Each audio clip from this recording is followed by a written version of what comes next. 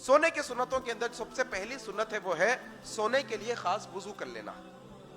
وضو جب بھی آپ سونے کے لیے جائیں گے نیت کریں گے اب میں سونے جا رہا ہوں تو وضو کر لیجئے گا. آپ کے لیے بہت بہتر ہوگا. وضو میں سونے والے بندے کے تعلق سے اللہ کے نبی کہتے ہیں جو کوئی بندہ طہارت اور وضو کی حالت میں رات بسر کرے گا تو اس کے لیے آسمان سے ایک فرشتہ نازل ہوگا جو اس کے پاس بیٹھ کر اللہ سے دعا کرے گا. اس کے ہر کروٹ پر, سیدھی کروٹ تھا بھئی اب بائیں, ہم پلٹتے رات پوری رات ایک کروٹ پہ نہ سوتے, کبھی ادھر کبھی ادھر کبھی ادھر کبھی ادھر. تو اللہ کے نبی کہتے ہیں وہ فرشتہ آسمان سے آیا ہوا وضو کی حالت میں سونے کی وجہ سے آپ کے ہر کروٹ پر اللہ سے دعا کرے گا اے اللہ تو اس بندے کے گناہوں کو معاف فرما کیونکہ اس نے پاکی کی حالت میں رات کو گزارا ہے. اللہ تو کیا ہے وضو کر کے رات کو سونا, یہ اللہ کے نبی صلی اللہ علیہ وسلم کی سنت ہے. دوسری سنت اللہ کے نبی صلی اللہ علیہ وسلم نے کہا کہ تم بستر پر جانے سے پہلے بستر کو اچھی طرح سے جھاڑ لو, صاف کر لو, نہ جانے اس میں کوئی چیز چھپی ہو, کیڑا مکوڑا پتنگا. یہ اللہ کے نبی کی سنت ہے.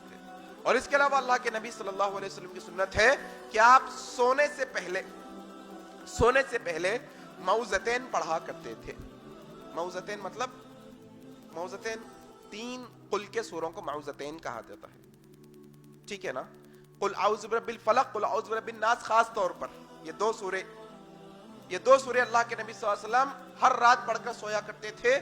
اور وہ پڑھنے کا طریقہ کار یہ ہوتا اللہ کے نبی صلی اللہ علیہ وسلم اپنی دونوں ہتھیلیوں کو اس طرح سے ملا لیتے اور اس کے بعد سورہ فلق اور سورہ ناس پڑھتے اور اپنی ہتھیلیوں کو کھول کر ان پر تھوڑے تھوک کے چھینٹے پھونکتے اور اپنے جسم پر جتنا ہو سکتے اتنا مل لیتے اور سیدھے کروٹ اللہ کے نبی صلی اللہ علیہ وسلم اپنے یہ سیدھے ہاتھ کو اپنے گال کے نیچے رکھ کر سویا کرتے تھے. یہ اللہ کے نبی صلی اللہ علیہ وسلم کی سنت ہے.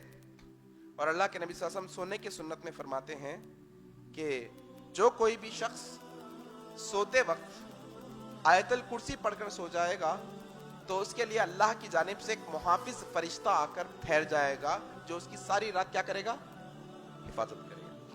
اور اسی طرح سے اللہ کے نبی صلی اللہ علیہ وسلم کہتے ہیں تم میں سے جو کوئی بھی سورہ بقرہ کی آخری 2 آیتیں پڑھ کر سوئے گا اس کے لیے یہ 2 آیتیں کافی ہو جائے گی ہر چیز سے.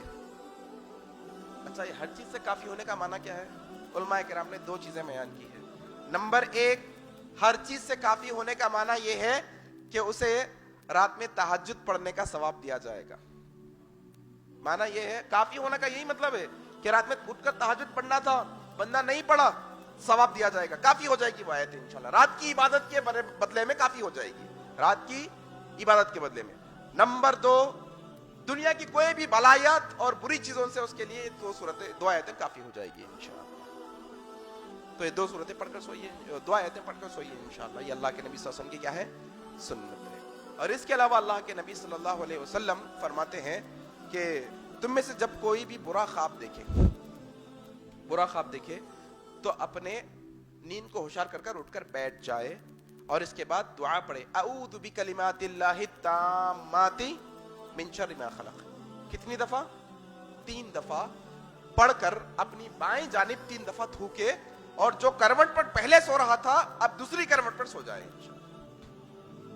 یہ اللہ کے نبی صلی اللہ علیہ وسلم کی کیا ہے سنت ہے. تو یہ سونے کی سنت ہے. اور سونے کی سنت میں ایک اور سنت دعا ہے سونے کی. کیا ہے؟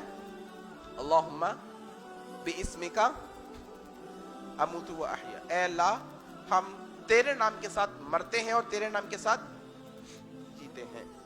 مرنے جینے کا معنی کیا ہے معلوم؟ یہ دعا کے اندر دیکھ